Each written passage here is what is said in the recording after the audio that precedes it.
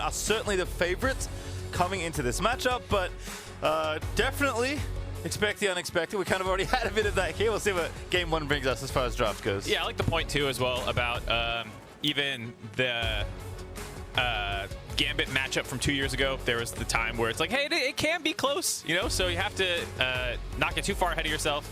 And I think especially yesterday, it was a very tough battle for Peace. So Cloud9 have a lot of footage to have looked at from that game and try and figure out what it is they want to target. I am not surprised to see Peace throwing a lot of bans at Cloud9. Last time we saw, that was kind of the blueprint that DFM laid down. And I do think there are aspects of that game plan that they can copy from DFM to try and upset C9. Yeah, these blue side bans are very targeted here. Basically picking off some of the strongest, if not the strongest picks that the Cloud9 players have shown. We're taking out Perks as a LeBlanc, really off the table there for Fudge and Leona. Not just Vulcan's best support, I think most players' best support at this point. She's maybe the best support you can take, especially early on in a game. She's just so good, especially when Misfortune shows up every game. Yeah, I think the low commitment that Leona has for engages enables you to be a little safer with it, and we've seen when people get forced onto a Moo and some of the ones that are more all in when they choose to pick a fight, they get into some trouble. The Lucian takeaway I do like. That was something that Violet looked quite good on yesterday. They spam picked it a lot. It went well sometimes it went poorly. I mean, them and T-Town were just scrapping it out every single lane phase. It felt like there were 2v2 kills, and it looks like Cloud9 is opting into that. Yeah, we got Lisa in there to follow alongside it. Now Xin Zhao locked in there for Peace. Riot's also going to be put on board here for Tally. Definitely a champion that's in his wheelhouse. He is mostly about roaming and leaving his lane. Like, he was a top laner for a long time, and now he's been a mid laner for a long time, which is a bit weird, but his style typically has been to link up with Babip and then go help the other lanes. He's definitely a roaming kind of player historically as a mid laner, and Rise definitely fits the bill, even though yesterday he was mixing in things like Aatrox and lots of these more melee mids for a bit more aggressive 1v1s and 2v2s. So he has range for sure, but as far as, you know, comfy game one drafts go, this feels very much in the wheelhouse. Especially with the Lilia ban that Cloud9 threw in, that was a very smart ban. Watching Babip's Lilia, it also is individually impressive, but like you're saying with some of these melee assassin type mid laners, it kind of enables them by splitting your damage profile up. So no surprise, he's now in the Xin Zhao. And of course the Nami lock in with the Lucian. Yep. Definitely a powerful duo, and we'll be able to contest that MF early on. A lot of support bans given that they have finished off their bot lane for the Cloud9 side, getting rid of some of the more engage-focused threats, because that is one of the ways you can beat that Nami Lucian lane is, you know, don't get traded on over and over again and sustained on. Just try and kill them 100-0. Yep, Fudge also losing two champions there, both Camille and Jace getting taken off the table. Syndra locked in there for Perks. We're going to leave counterpick there for Fudge. It could, I suppose, be the Lucian, but that's pretty unlikely given what they've shown already, so this seems like a pretty straightforward first 4 picks out of Cloud9. Yeah, no, I gotta say I'm a little surprised at the targeted Fudge bans with your mid locked in. You would usually see people ban out the areas that they are mismatched in the draft, so that's why you saw the support bans. But for Peace, they're actually just getting rid of the Gnar counters, it feels like. Yep. They don't want to get all in over and over. The Aurelia ban, the Camille ban, even the Jace ban, stronger lane matchup there. So kind of telegraphed that one. And C9, no, I guess Peace predicted that C9 would take their mid laner blind, and so that's why they weren't worried about the Gnar takeaway. Nice little bit of preparation by them. Yeah, for sure. Last pick here, of course, is going to be Aldork support. And we'll settle on Rakan, it looks like, here to go alongside the MF. So not quite as, you know, great combinations with their ulti, but Rakan, always good. Not that great in lane, so the 2v2 could be a bit of a struggle, but we'll have to see how Aldork can do in the mid game as roaming, right? Because Rakan's engage is obviously so good. Yeah, and I think it's worth noting that this is a different look for Cloud9's bot lane in the sense that you were telling me before this that Vulcan has the highest, or I should say the lowest duo procs percent of all supports in play-ins, which is another way of saying he roams a lot. Yeah. So this is a different look when you have this taken. The Nami's going to be locked in lane. And, I mean, they're playing really aggressive because they also took the Wukong counter pick for the Gnar. You do have the ability to hop on it, but it is something that you're going to want to play around. It feels like there's a lot of lanes that are going to want attention right now. Yeah, to kind of further that point, you know, obviously if Vulcan's leaving lane a lot, understandably, Blabber's highest jungle proximity is to his support, right? He and Vulcan are constantly linked up in these games, kind of going down the rankings. Then Fudge is the next person he pays the most attention to, then Perks, and then understandably Svan is left right at the right in last place there, because so much of Cloud9's style seems to be defined by the pressure they put in their top side and especially their top lane, so much so that even their support ends up leaving lane a lot. So this is a departure, certainly.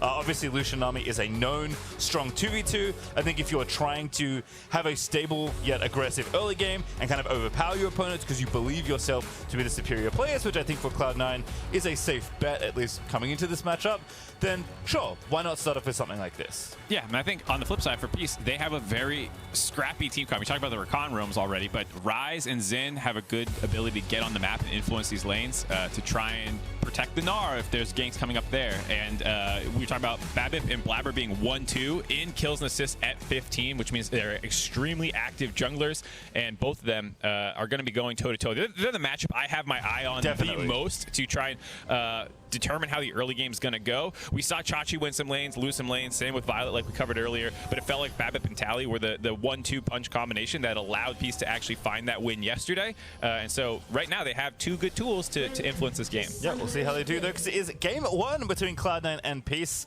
This is for all the proverbial group stage marbles, Mark Z. Win here, win 3 games, and you give yourself the final spot in the world's group stage. Yeah, and I mean, this is a crazy story for Oceania, just like the entire year, not just this tournament, but with the kind of collapse of the OPL, a lot of the talent being subsumed by North America, to then bounce back and within a single year rebuild, be able to go to MSI, make it over UL, who had historically been one of the top teams, make it into the actual group stage, hand C9 a devastating loss when they needed it the least. They beat C9, and now while that was with Pentanet, Peace here also making similar noise, getting out over groups, winning a best of 5 in international play after having such a difficult year is already a huge win, and now it's just like, how much further can you push it? Can you actually go back against Cloud9 and ruin their day again? When, you know, I think the common wisdom would say no, but there's a chance. And if there's one thing that's true of this region, they're going to battle. Yeah, I mean, they're really going to battle. They are scrappers. Yeah. That's definitely a feature, not a bug. Of the region, I'll tell you that much. True. In many walks of life, as Tally and Perks are going to line up here in the 1v1 nice and early. Definitely cool to see Perks back on Syndra. Again, something you can really get aggressive on. Great flash out of Sven, but Alidoric with arguably a better W to line it up, but now getting ignited. I'm starting to remember what this looks like. Sven, you're dead. That's first blood out of Violet. Let's go. Peace's bot lane, level 1. Level 1. Scrapping them out. And this is the thing with the new Lucian Nami lane, is it's a pretty cooldown dependent lane. You want Lucian to get some abilities to be able to spam them out. Nami has her heal, but she really wants her buff to be able to get that insane proc with the Lucian passive that was added. And at level 1, that's when they are most susceptible to all-ins. And that wasn't even clean. You know, like, they forced the flash, which was nice, but it wasn't like the W landed by the Rakan. And they still got the kill. So this is a disaster right now for C9's bot lane.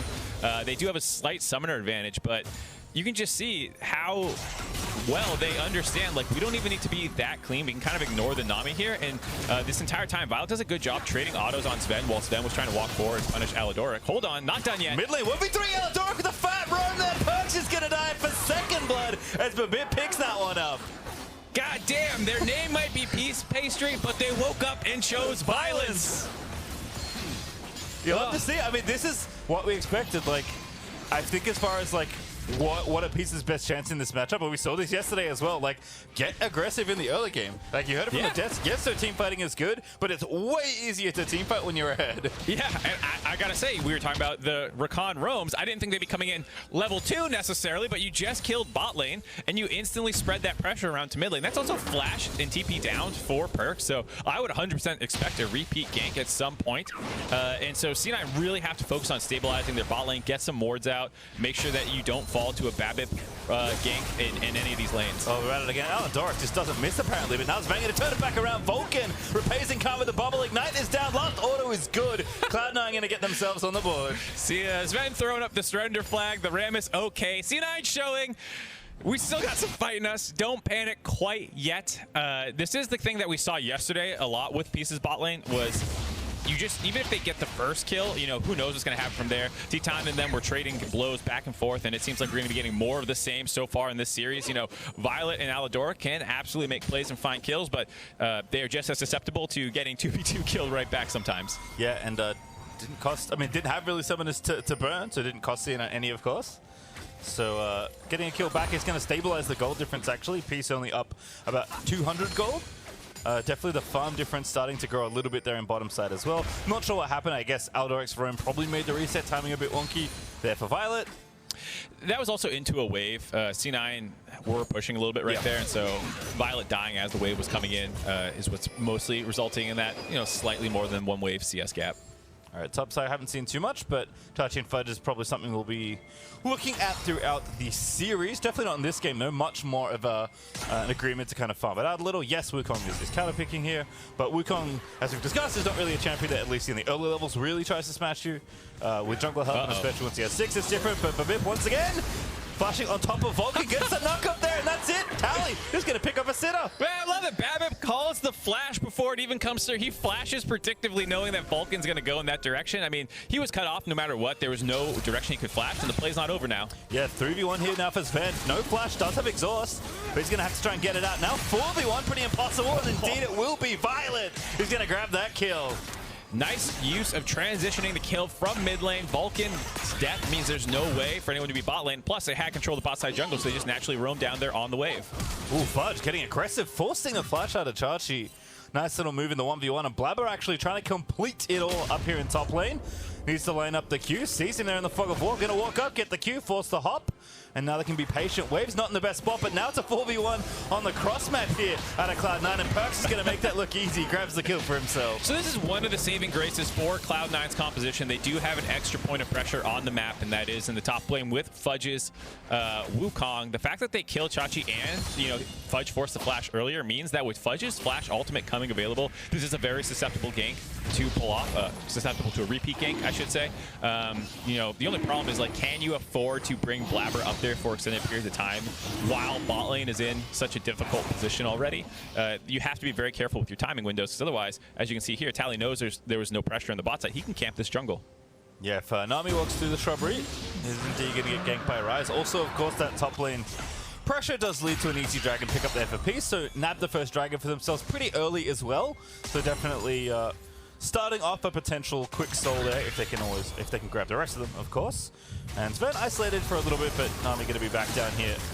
Definitely expecting, you know, to be more anchored to this lane, and that, you know, one wave CS differential we mentioned at some point has now been erased by Violet as they're trading back and forth. So it is tough, right? Because when the style of Vulcan has so much been about leaving lane, putting yourself in a position where you are locked into the 2v2, ideally, as the Nami, is definitely a departure from how Cloud9 have played before. I mean, they're still playing it stylistically like this is any other roaming champion. We saw him try and go mid where he got picked off. He had followed them up top for that dive onto Vizichachi. So, you know, he is still moving around the map. It's just understandable too, especially given the fact that they're not dominating bot lane. I think it would feel worse if you had this like 2v2 power lane, right, and then you're just sacking your priority to go do that instead of like punishing turret plays or something. But given that the lane's going badly already, and they're not really controlling it, I can understand being like, all right, let me get out of the lane and actually try and affect the map a little bit more. And you know Aladoric's going to get out there, so Vulcan does maybe feel some pressure to move out as well. Makes sense. Maybe if they didn't get first blooded, it'd be a different story, but that was what happened. Violet and Aladoric continuing to look good, as Blabber is going to go ahead and donate this blue buff over to Perks. Level 6 already for Blabber, actually has been farming very nicely. And there's an exhaust, but the bubble's going to miss, but Sven still firing back. He'll be burnt out by Violet as a result. But Vulcan looking a little vulnerable perhaps, and Babip is going to make sure that if C9 want to extend again, this could be a kill for them. Yeah, and we see the rest of Peace roaming down. C9's bot lane already chunked out. Here they go. Run Mop in, and unfortunately that made his telegraph a great bubble there out of Vulcan, and does stop Tally in his tracks. Yeah, but nice trade overall for Peace's bot lane. They trade the exhaust on Sven for the heal on Violet, and some nice footwork by Violet to avoid the bubble that was coming in while slowed by the exhaust. So well done. They hit their 6s now before C9's bot lane. I expect to see a flash engage by the Rakan if they ever show their face in lane, and maybe they can 100-0 them. Well, looks like Wave's pushing towards Chachi, so he should be fine here. Just going to have to kind of bear the brunt of this harass out of Fudge. Blabber's doing the Rift Herald as well, so Chachi will absolutely know not to play too silly as soon as he gets the message that it's gone down, which he will now. But I guess at the end of that play, kind of trading the first dragon for the Rift Herald, just a little bit more delayed. Good stun there out of Perks, but no follow-up there onto Tally. Yep, Perks shadowing topside to support Blabber in case he needs to move into the river. Not the case. Just going to collect that. Question for me now is, where does Blabber want to use this Rift Herald? Do you try and snowball Fudge and put more eggs in the top carry Wukong basket? Do you use it to try and get some gold into Sven's pocket to try and stabilize, or maybe Perks as well as kind of the lone AP threat? You know, he has a lot of choices, and I am very curious where he chooses to go with it. I have a slight preference towards probably top or mid. Bot lane at this point, I'm like, all right, you picked the Lucian to win early. You didn't win early. Good luck. Well, I think that fits both the context of this game and the general C9 game plan. So I think you're probably right on the solo laners there. The culling, though, is just going to be flown out there by Sven for the harass, but it kind of loses the trade at the end of it all. And but it doesn't have bullet time, so can't fire back, which is probably why Sven ripped it off. But, you know, just 80s trading ultis, yeah, just like mid lane. With the Nami sometimes. With the Nami, you know, you're okay losing trades a little bit. I will say, Peace is playing these trades pretty well and making sure that they actually need multiple Ws by the Nami to actually top Sven back off. But you know, that is kind of how you play the Lucian Nami lane. You're down to take slightly losing trades to get pressure. And here we go. Everyone collapsing mid to get that curl off. Stun. Tally gonna have to flash. Ulti comes in out of Perks, but not enough damage there. Rise relatively robust there, but not going to be able to survive this incoming Herald. That's a good amount of plate gold share between 4 of C9. Unfortunately, not enough to convert for the tower, but I would say still a successful Herald there for Blabber. Yeah, nice usage of it. Like you said, you do want to drop that turret to get a little bit more priority against the Rise. If you can break his turret early on, and if Perks is strong enough and feels safe enough to walk forward and get the extra push of distance that you can get with the turret down, that does make it much harder for the Rise to get unlocked and start going top to Chachi or bot to the Rakan to try and set up more kills. So nice that they're able to get the chip turret down, and hopefully they finish it off soon. Looks like Fudge trading back in with Chachi now. Was backed off a little, but I think maybe now feels like Chachi is likely not in the area, and actually Blabber's in the area, so it makes it a lot easier to play aggressive. Ooh, sneaking into the brush here. Blabber's going to go over a wall, but it's not going to matter. Kick into Wukong ulti, and Chachi's got the flash for that. Doesn't matter, doesn't use it, and Blabber gets the kill. I was just about to say the timing window, they missed when the flash was down, but when your execution's that clean, it doesn't even matter. Chachi respects it, goes, okay, that was good. I'll just take that death and hold my flash. Well, alley-oop there into the waiting arms of Fudge, as Blabber is the one to collect the gold and the gold drinker. Nice and early here out of Blabber. Babip, though, once again, it feels like a repeat of the first dragon. See pressure top, will go dragon. Yep. Cloud9 are moving down this time, though. They have a little bit faster rotation. They are trying to work their way into the river. As a 3-man, they might try and contest this, but just a little too slow. Yeah, had the Nami wave. Maybe Perks are getting in there as well. Had tools, but not the time to get in and try and make something happen. We've been blessed with Cloud Soul for our first game. Cloud9 fans should be happy. It's their mascot. Is that official? I'm not going to get too in the weeds, but I did once try and correlate Cloud9 wins to Cloud Souls because I felt like they got an unusually large amount of Cloud Souls in their games, and I believe that is true. Well, but I don't have the numbers. This summer and anything else, yes, we just had an insane amount of Cloud Souls in general. I remember I was tweeting about that. It was on Reddit for a little bit. But yeah, I think the Cloud Dragon doesn't feel too bad to be stacking up against.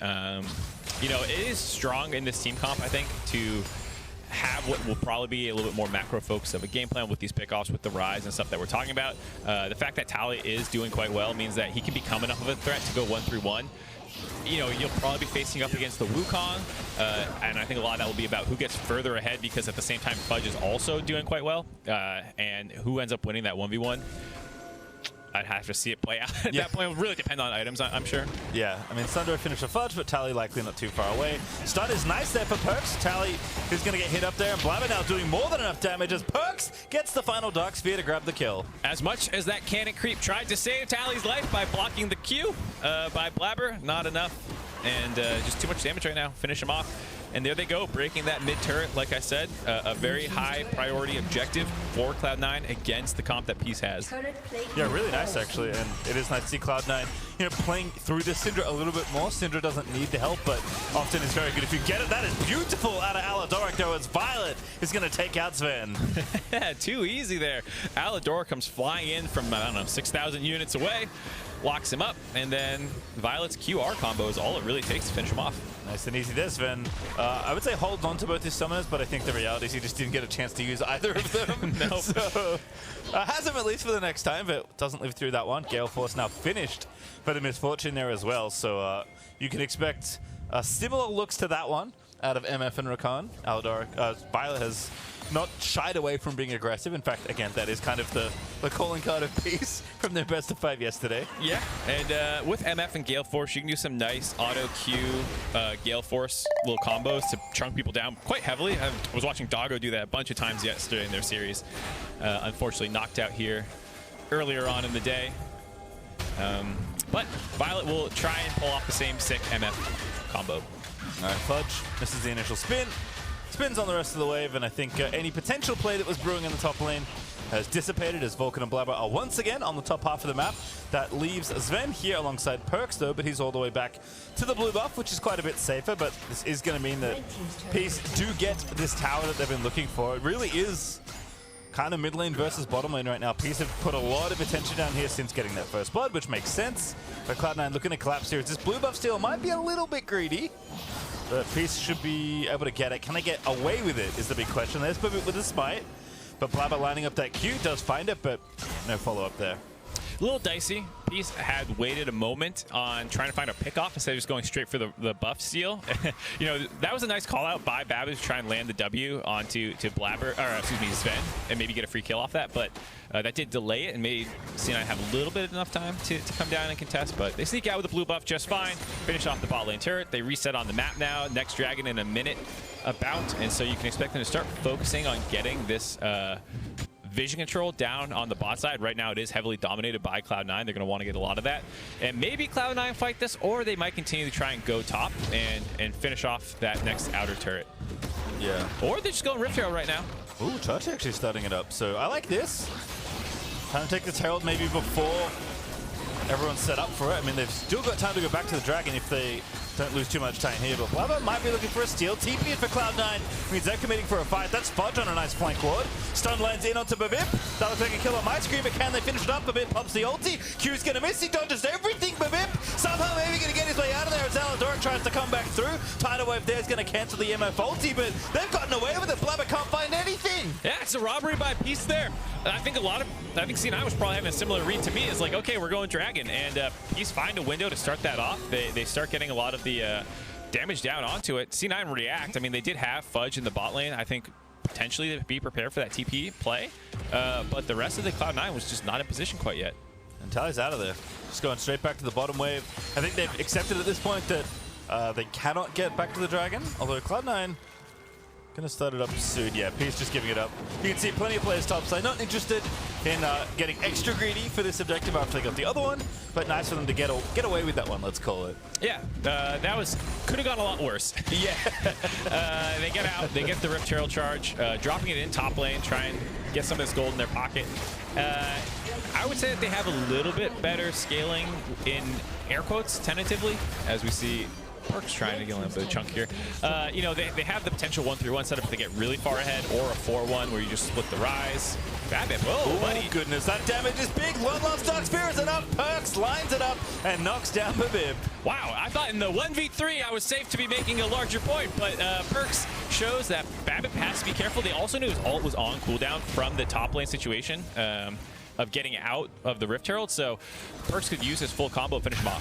Good TP, ooh, counter TP there from Cloud9. Sven down here as well, Tally the target. Blabber getting in there, gets rooted up by Tally though, but Chachi is going to get kicked away, and now Sven grabs that kill, looking for the second is Fudge, trying to spin it onto Chachi. He spins back in, but he goes Mega just in time. Violet swoops in to take down Fudge, and Sven is awfully low, and Violet flash Q's in there to grab that kill. Dodges the title, can't dodge the bubble, though, gets stunned and shut down by Perks, as C9 find an extra. Both teams trading emotes and kills in the bot lane there. Started out looking really good for Cloud9, but Chachi with some nice footwork actually able to stay alive, and just long enough for the rest of Peace to collapse. I think that still ends up being a 2-for-2 total, keeping the kills tied at 7-7. And the gold is pretty similar as well. Cloud9 have held on to this small lead, but the gold has not ballooned in much of a way, really. I think at one point Cloud9 were up 1,000+ gold, but there's been so much back and forth that lead has changed hands over the course of this almost 20 minutes. Perks definitely the big winner as far as total gold goes. As you can see, at full 1-on-1, including basically a solo kill. That makes sense, but let's watch this bottom side play because Blabber and Fudge reunited once again. Yeah, starts out clean enough. Tally kites out decently well using the minions to block some of this. Takes a little bit longer to finish him off. Blabber just kicks Chachi away, and then Fudge here trying to get on top of him. It's funny, the clone knockup still lands on Chachi, but he's charged up enough of his Mega to be able to survive, get that extra HP. Ults just the clone. Then Violet gets a little overeager, gets the kill back, starts flashing the emote, but Vulcan's not going to let him get away with that one. Flash bubble to finish him off. Yeah, a lot of cooldowns there. Nice aim there for Vulcan though. Not always an army play you see, but it's a fun one to watch when it happens. Mid lane though, currently under fire here by Peace. If Perks is the big winner of this early game, it's definitely Violet being the jackpot holder here. As Tidal Wave's not going to connect now. Babbitt goes back in. Violet just shreds the Nami to pieces. I mean, Violet's having a great game right now. People are just feeling like they're losing track of him. It shows up there on this red buff invade. I don't know how many people Cloud9 thought were in there, but they didn't have any wards in the river, so they probably just thought they were dealing with a 1 or 2 man invade, but off their mid priority, Peace had rotated Violet in there. With the ultimate down, it's very easy to get on top of the Nami. Yeah, with, you know, Gale Force, with Strut, with Cloud Rift, Violet's just zooming between all these lanes with 2 items already finished, so Perks definitely under fire here. Gonna have to be careful. Is trying to check this Fog of War, but Peace are gonna be sneaky about it. Blabber's gonna find one. Oh, misses that slow. Aladaric though gonna bounce back as the rest of C9 are coming in hot, but Tally able to finish off that tower and walk away with it. Little dicey there for a moment. Wasn't sure if Peace are going to go on that play or not. Shows some restraint for what feels like the first time this game from either team, to be clear. And they just grab that turret and back out. But, I mean, good call. They're now 1,000 gold in the lead. You talked about how it was slightly in C9's favor just a couple minutes ago, but off the bot lane play, that invade, the Rift Herald usage, now with their own gold lead. All right, even the top lane pressure that Cloud9 did have is kind of alleviated. Definitely feels like Fudge and Chachi will be more about the impact they can have with their ultimates in team fights, rather than straight up outplaying the other person in some sort of 1v1 split push situation. And right now, there's 2 clear threats for each team. For Perks, he's 4-1-1. The Syndra has the ability to one-shot basically anybody on the enemy team, as long as he gets a little bit of help for setup. For Violet, obviously absolutely monstrous at 6-2-0. If he can land a nice ultimate, or even like we just said, with some of these auto attack combinations, being able to assassinate, once again, a lot of squishy targets on Cloud9's side. I mean, both teams have a lot of engaged tools. They both have one huge threat, and I think a lot of this will come down to the 5v5s and who can pull this off, because neither of the 1-3-1s on Peace's side have really turned online and can get much done. So you're looking at like protect the MF kind of situation here, and buying space for her to land big ultimates. And I love that conveniently, both of those players also are the only ones with stopwatches, which makes sense. They're like the pieces you they need got to protect. The excess money. Yeah, I mean, that's true too. They do, got the influx of cash coming in. So can afford the luxury here, which they'll need for this upcoming Dragon fight in 15 seconds. Peace still looking for that quick soul point, even though Cloud9 did put a bump in that road. But fight's lining up, Fudge going in, but Bib's the target. Kicks him out with the ulti, has to flash a tidal wave, and still we go in. Blabber found that Q to connect, is chasing in on it. As the rest of the team goes through, Fudge finds the second spin of the ulti, and Sven is going to pop the culling, and Violet just can't get in right yet. So 1 kill for Cloud9 as Sven gets massively chunked by Tally. Yeah, Chachi's trying to pull his Meganar here.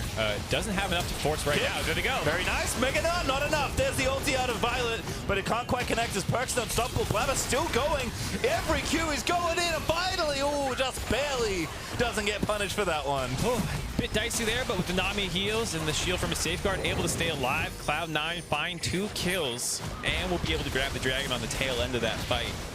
Peace just not quite set up for that dragon. I think Cloud9 were intelligent about just forcing the fight, while Tally and Vizichachi were split away from the 3-man. So good job by Cloud9 there, pouncing on their opportunity. Yep, recognizing the angle, goes straight for it. Blabber just charges in like a screen and a half away from his team, and thankfully they're able to follow it up, as Perks is investing in his future. That 9-stack Dark Seal has turned into a 9-stack Magi. Oh, we've had some not great Magi's usage by Perks, having a very empty book at times. And Perks as a whole has had a bit of an up and down playing so far. The Zoe game left a lot to be desired for a lot of people. And looking like game 1 here is a nice bounce back, but I think understandably a lot of people have been watching Perks with a more critical eye than most players, not just in this tournament, but all year long, with the hype that came with him coming to North America. There was a lot of expectations put on him. Maybe an unfair amount at points in time. The when are we going to hold Perks accountable Reddit thread that showed up towards the end of the regular season, I think it was. So I do understand why there is this extra scrutiny on him, but he is performing very well this game. Here's what I was talking about. You see there's a 3-man split here where the rest of Peace is not yet grouped up together. And so Cloud9 just goes, okay, we're going to jump on them immediately before any TPs can come through. We'll finish somebody off. And with Babip down, that's kind of your key frontline member if Chachi's not there with his Meganar form. And so from here, there's not really much of a way for them to answer back. Chachi is trying to get them here, but just gets picked off. Nice and cinematic here for the X replay as Violet's ulti doesn't quite connect. Blabber once again goes back in. I thought this one was just give him one back, but doesn't give his life over despite getting, you know, hit by every carry. Nice stuff for Perks. Ooh. Into the tidal wave. Blabber again is tagged up a bit. Here's the TP through. Blabber going to go for it. Gets charmed up though, and that is not enough somehow. The Gore Drinker keeping him alive along top of the shields as Sven is able to take down Tally. Backside Chachi with a 3-man ulti is nice, but Chachi too low as the shutdown comes in for Fudge. Violet will slay Blabber in the meantime, but Babip now a little too low. Visit Chachi also somehow weaseled his way out of that play, but Fudge is diving every tower. Babip making it look real nice, but Perks with the clean stopwatch as Fudge will collect the double at the end of it for the ace. 5 for 1 ace, excuse me. Blabber the only one to drop, but I don't think they need him to turn onto the Baron. Cloud9 punish that slight overextension by Peace yet again. Looking like they're getting pretty safe in this game now with the Baron buff in their pocket most likely. And Perks definitely, you know, protecting the stacks. Does have 11 now, so we'll at least have an extra if he does die. TP coming in.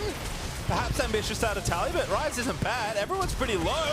There's the flash kill for the first one. And now the Everfrost is down. He's gotten 2. Tally is going to go down. Fudge will get the final nail in the coffin, smacking him in the back of the head with a stop. But hey, that stopped the Baron. Stopped the Baron and 2 for 1. So a trade up as well as saving the game potentially for Peace here. I feel like if that dropped, it would have been a bit of a death knell for them. So much standing gold still on the map.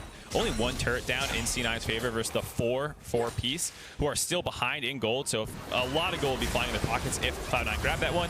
Here you see it's just a attempt at a pickoff, and then they're in full retreat mode. There's a deep ward that's perfect for Fudge to find the angle onto Violet. We were talking about how important Violet is, keeping him alive, protecting him, but Cloud9 are the ones who are able to land on top of him and get that assassination, so Violet could never really get a safe ultimate off. And without Violet able to DPS in this fight, it was just not close at all. For the most part, they just chased down from here. I like this turn by Babip. Almost finished Perks off, but like you called out earlier, forwarding the stopwatch and then Fudge.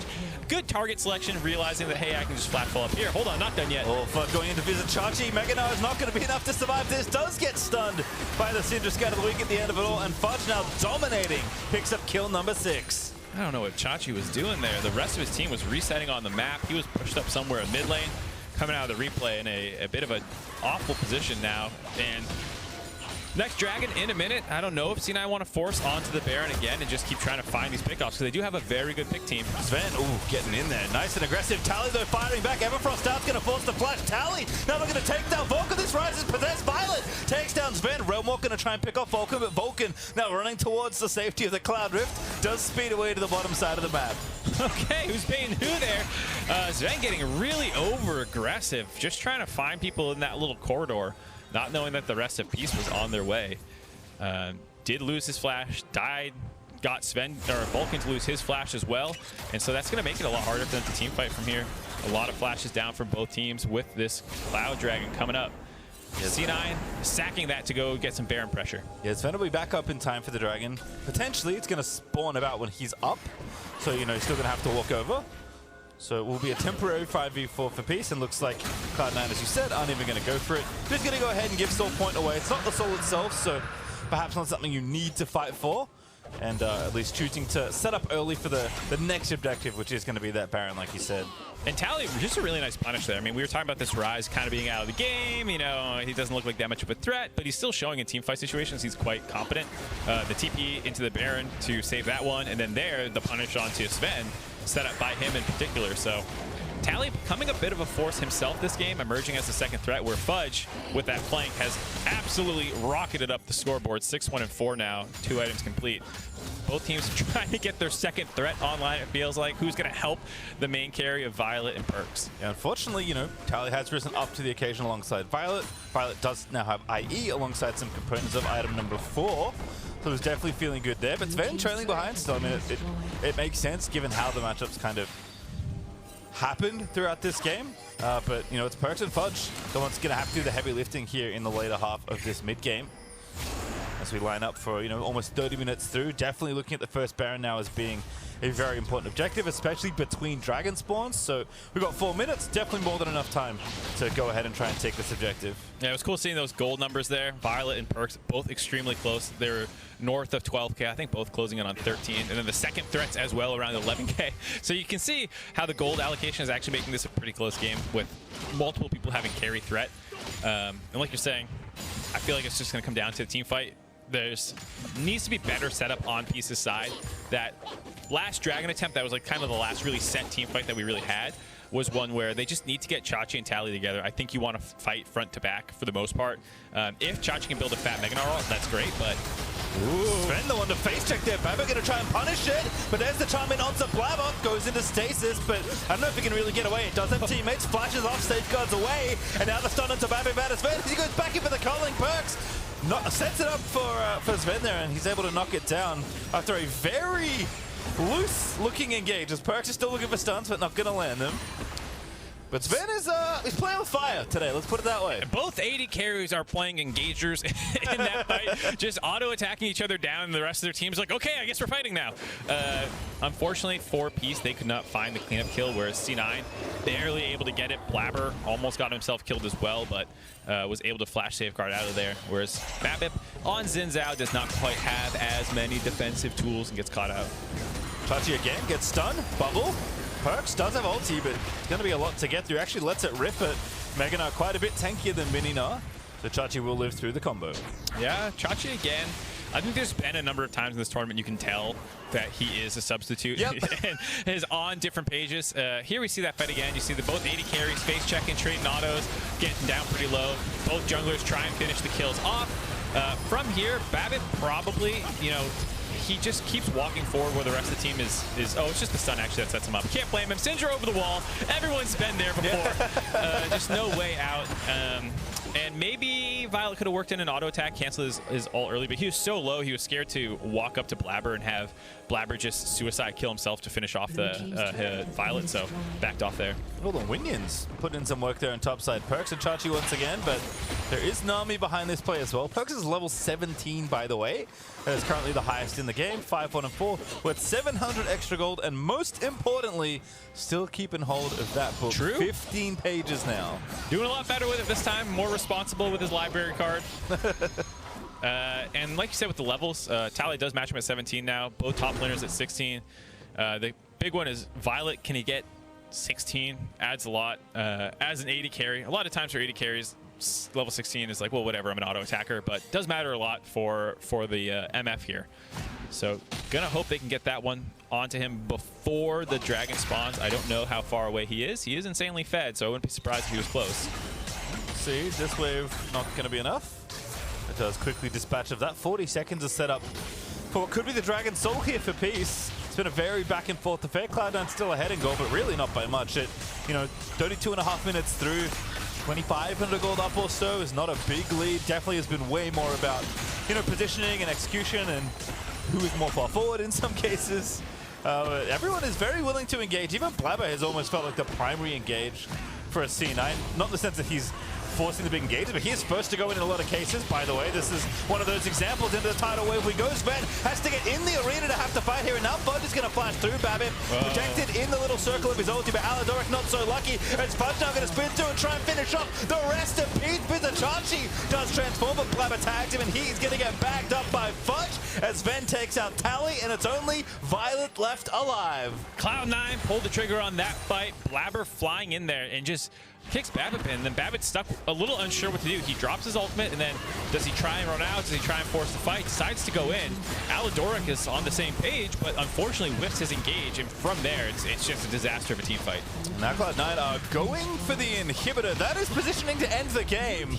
Aladoric up in 3 seconds, but they're not going to go for it here. Cloud9 are going to look for it. Flash force there out of Perks, and they're just going to get all the towers. The Nexus now exposed. It's the bot lane versus the world here. Cloud9 don't need the Dragon Soul, don't need the Baron, just end the game. Yeah, clean fight by Cloud9 in the middle of the map after getting so much work done on the turrets. It's an easy push afterwards. Dicey early game for Cloud9. Peace doing incredible, getting a lot of leads. It was back and forth the entire time, but in the tail end, it was a number of team fights in a row that Cloud9 were kind of getting the better of in set team fight situations. And from there, they're able to grab the first game of the series. Yeah, not the cleanest, but not too bad. As Cloud9 definitely feel happy with their mid-game execution. Again, I said it, like, it felt like Blab was the primary engage, which was a bit funny, but he was just consistently starting plays so that Fudge could find the time to get in there and finish them. And it made sense, too, given that most of the time the Wukong was looking for flanking ultimates and TPs and stuff. You don't have a engaged support in Vulcan where they normally do. So in this case, you know, it was on Blabber to start these fights, and he did a good job kicking them off, literally. Yeah, it's very curious to see kind of how the series develops. It's been fun. I don't know, like, it's so funny that we set up the bottom lane 2v2 thing, and they instantly died at level 1 again. Because like we talked about it, right? Vulcan does leave the lane a lot, and even in that game, he was leaving quite a significant amount of the time. The difference is that like they always fight early on, so that Sven can feel like he has enough advantage to go for it. And for some reason, in the last few games we've seen, level 1 has just not looked very good in the 2v2. Yeah, I think bot lane will be where I want to see the most. I'll be watching with the most interest for the next game, seeing if they are able to stabilize for C9 or if this is going to be a continued power point in the map for Peace. Well, definitely a fun one to kick things off. We are going to go to a break, but as we go, make sure to check out Legends Never Die on the Spotify playlist. It's quite a banger.